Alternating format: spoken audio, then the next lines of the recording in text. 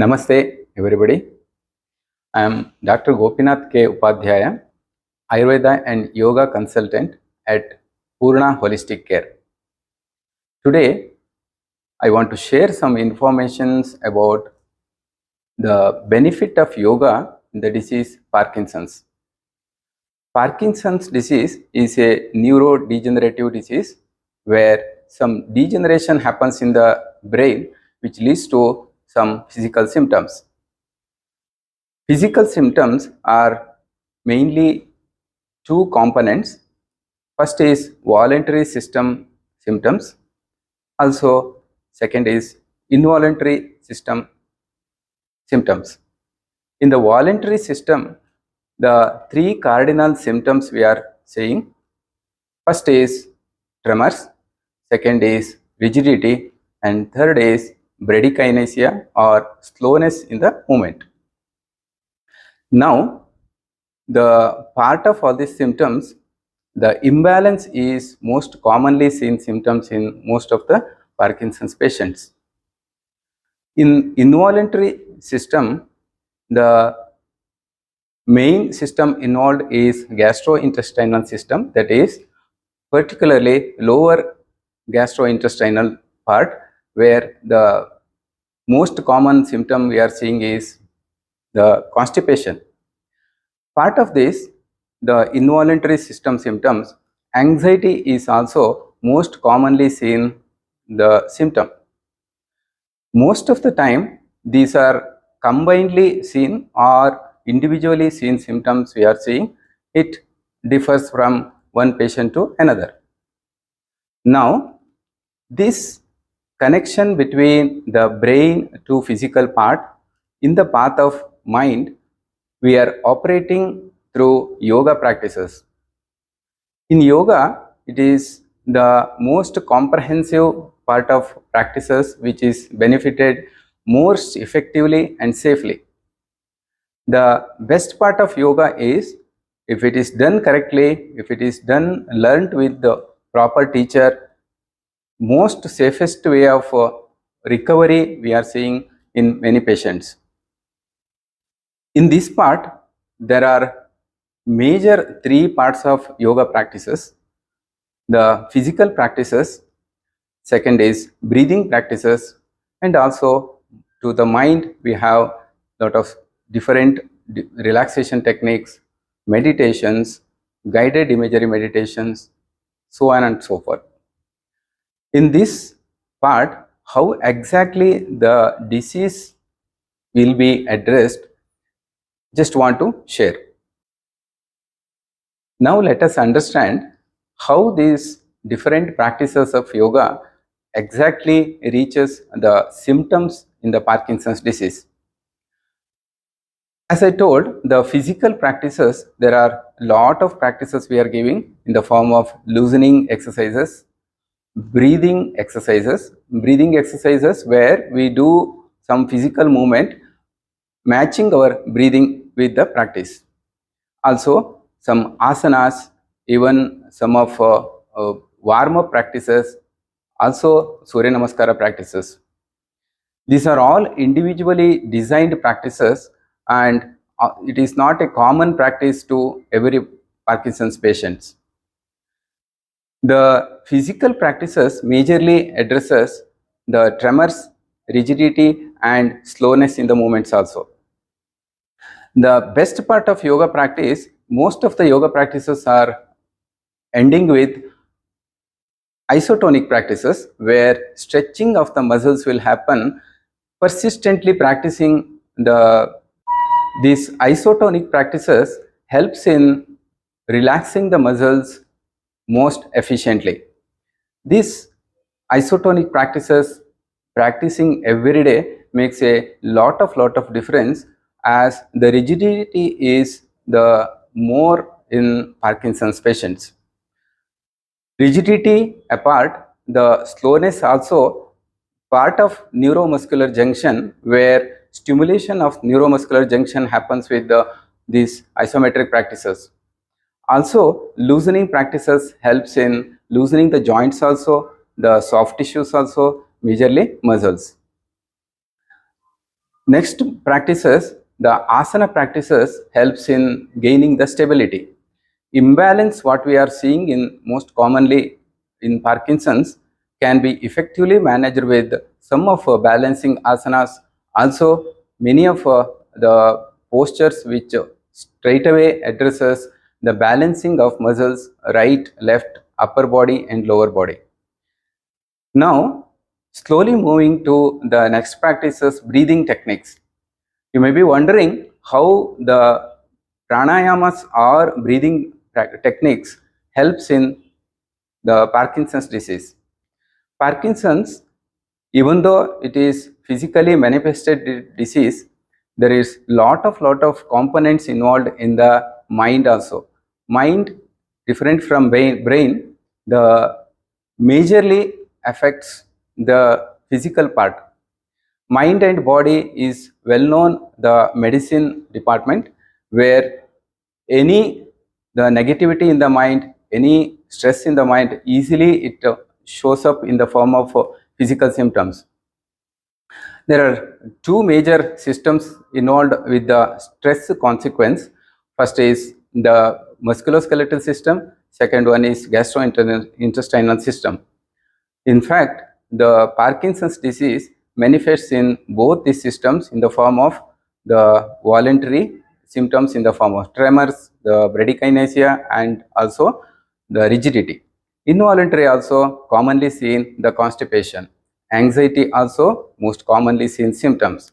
And slowly let us understand how the anxiety is affecting the physical symptoms in the form of the tremors more seen when the patient is more anxious.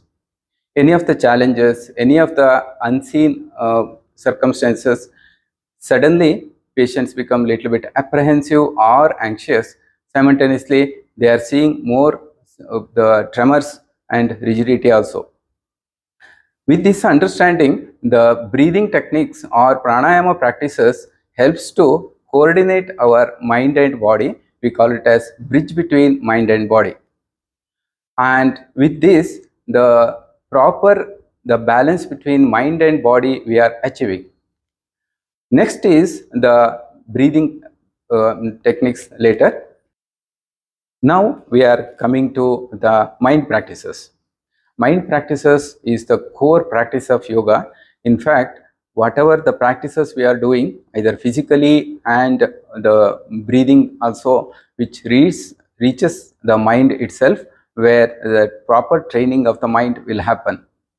Mind, the de-stress is the most targeted issue in the mind practices. Mind practices involves lot of relaxations and the meditation also.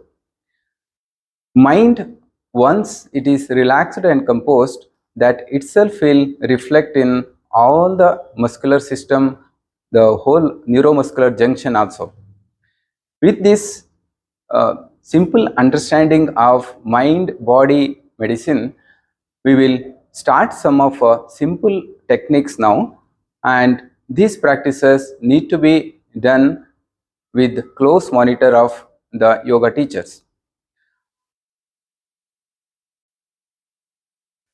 Coming to the practices, as I told, physical practices, breathing techniques and the mind related practices are three components. We will begin with the physical practices first. In fact, classical way of yoga practicing, it has four different levels of physical practices.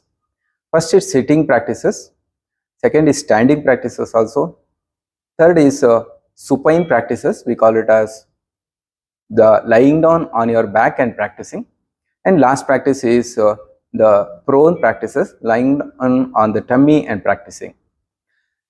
With the limitations with the Parkinson's disease, most of the practices of standing practices cannot be done easily.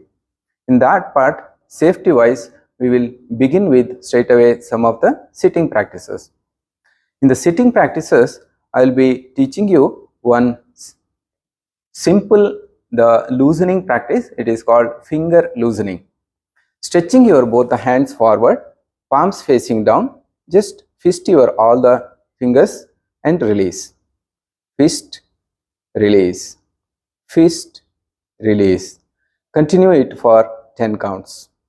Slowly, once 10 counts are done, drop your hand, just relax for a while. Make sure while practicing any of these physical practices, never tighten any parts of your whole body. Next practice is called elbow bending. Stretching your both the hands, hands in the shoulder level and palms facing up. Just fold your both the hands. Try to touch your both the palms on the respective shoulders and release it. With normal breathing, just folding your elbow joints repeatedly again for 10 times.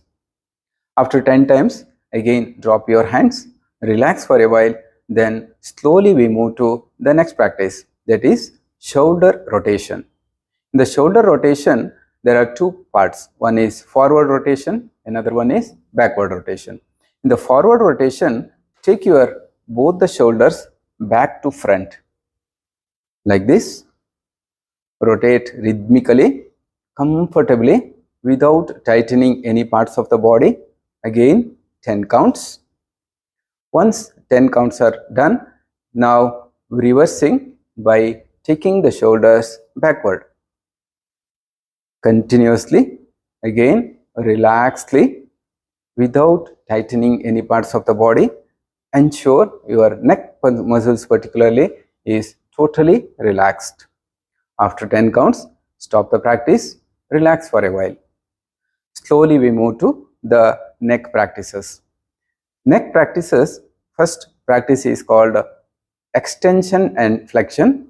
Bringing your chin down, slowly while inhale, look up, while exhale, bring down. Inhale, stretch your neck up, while exhale, stretch your neck down. This also 10 times. Next practice is turning the neck. First inhale deeply in the center, while exhale, turn your neck to right side. Release while exhale, turn your neck to left side. Release, exhale. Inhale, stretch. Exhale, release. Inhale, stretch. Exhale, release. Within your limitation, try to stretch the neck as much as possible. Again, 10 counts. Slowly we move to some of other practices now.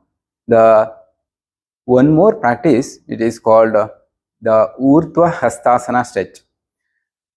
Again, it is a breathing exercise. Clasp your both the hands and facing your both the palms upward. Try to stretch your hand as much as possible. In the center, first breathe in deeply. While breathe out, turn your whole upper body to one side. While exhale, come back. Again, while inhale, stretch. Exhale, come back. Inhale, stretch. Exhale, come back. Inhale, stretch. Exhale, come back. After 10 counts, drop your hands. Again, relax. Enjoy the stretched muscles in both the shoulders, hands and arms. Gently. Now, some of other sitting practices we begin with. Slowly, we come to the next sitting practices. First is called tiger breathing. Gently come to your bed. First stand on your knees. Slowly sit down on the heels and gently spread your both the knees for your one arm distance. From elbow to wrist, take one arm distance. Now keep your both the hands in front of both the knees. Take one more palm distance